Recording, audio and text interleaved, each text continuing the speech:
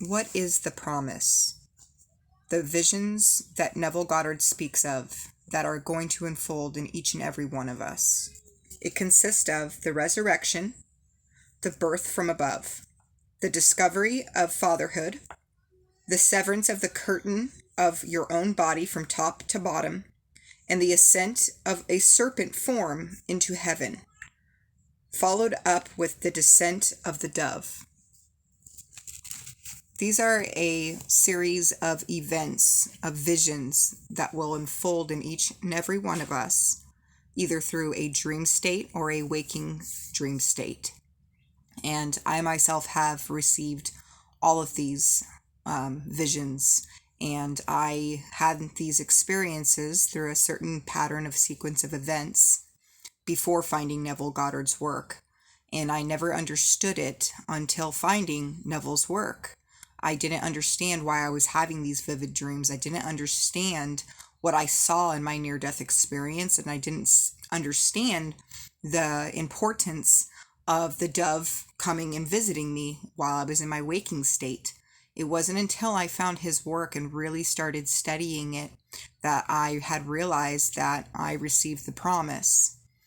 And yes, the change was taking place in me, Christ being born inside me, because my reactions to life were changing. When I go into my world, my reactions to my world have changed.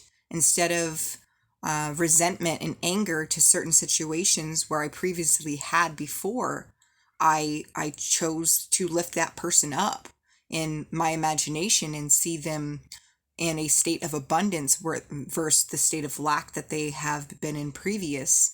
I've changed my opinions of others. I truly love myself and I love others. I never accept a state of lack for another.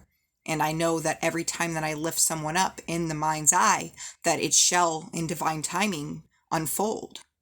These are all changed actions. I was able to heal myself from many diseases, from addictions, from relationship dynamics, obesity, you name it, and I have overcome it. And when I say I healed myself, it's God within me, Christ born in me, who has healed me.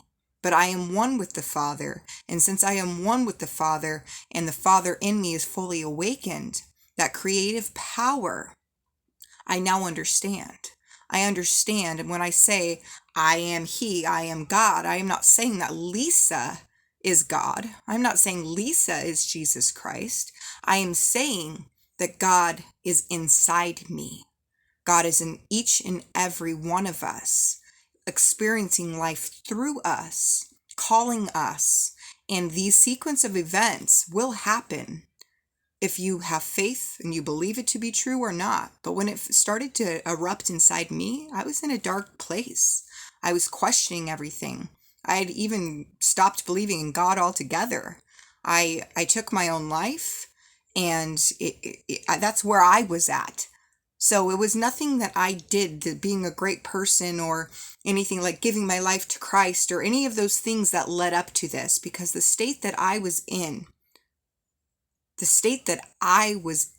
and this still unfolded inside of me, because it's nothing that can be earned. It is something that is given in grace, through grace. So I just felt like sharing that with you. I feel that the law of assumption is very important, and we should be utilizing it every single day with consistency. But the promise that Neville Goddard speaks of and teaches on is the true message that he left this world with. And I advise that you read The Fall and Restoration of the 1968 lectures, and just dive in and find out who you really are.